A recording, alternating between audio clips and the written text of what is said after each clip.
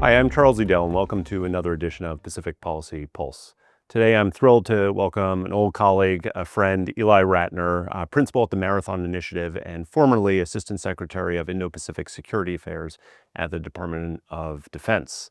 Ely, welcome. Thanks for joining us. Yeah, great to be here, Charlie. So here you are in Washington, but in your former role, I imagine in your current role too, you're traveling all the time to the region.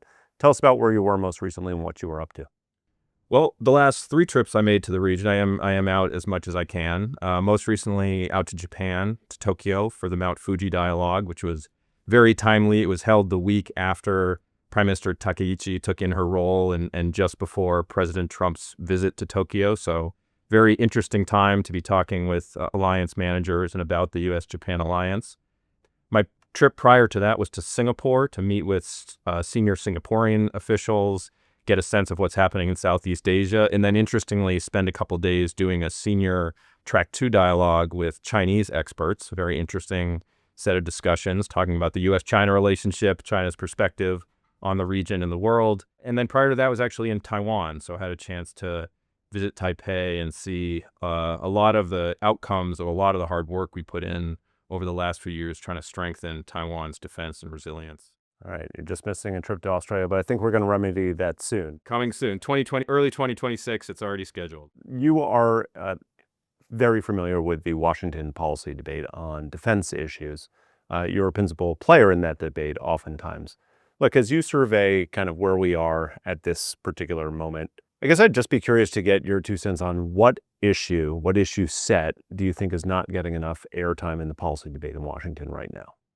Well, this may come as a counterintuitive answer because if you read U.S. strategy documents, whether it's the National Defense Strategy or the National Security Strategy, they talk about China as the pacing challenge, as the premier challenge for the United States. But I think in reality, there is still a major say-do gap between the strategies and the actual resources and attention and urgency put to the China challenge. I still believe the challenge is much greater than what we're seeing out of the U.S. government in terms of a response. As it relates to defense policy, I think there are a few areas to mention, but the one that I would highlight the most urgent, the most important, I think, is the need to really knit together America's alliances in the region. We have a model that is known as hub and spoke of disparate alliances that aren't connected to each other. We've done some work to weave that together. Of course, Australia is building its own relationships with Japan and the Philippines, but we need to bring those much closer together to bring much more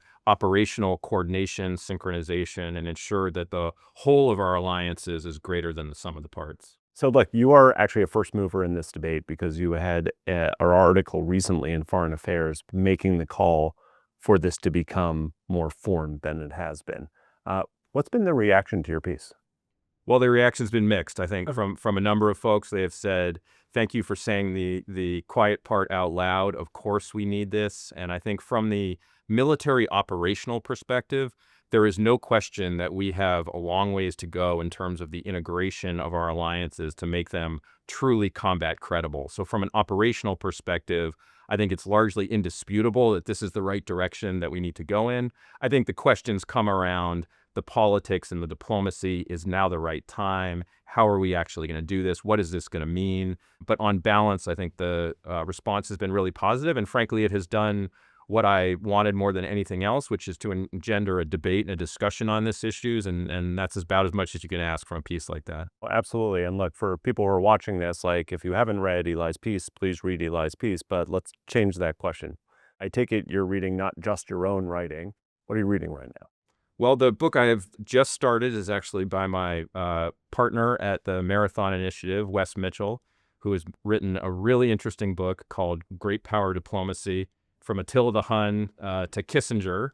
No gaps in between Attila and Kissinger. It is a historical sweep, but I think it is making an important argument that the implication being for the United States that we need to really revive the practice and conduct of diplomacy in this country. And to the degree that unipolarity, American primacy, I think, led to a little bit of atrophy in the schools and skills of diplomacy in America. And we're going to have to bring that back in an era of great power competition. Terrific. Well, thanks for the reading recommendation, and thanks for joining us. And thanks, everyone, for tuning in for another episode of Pacific Policy Pulse.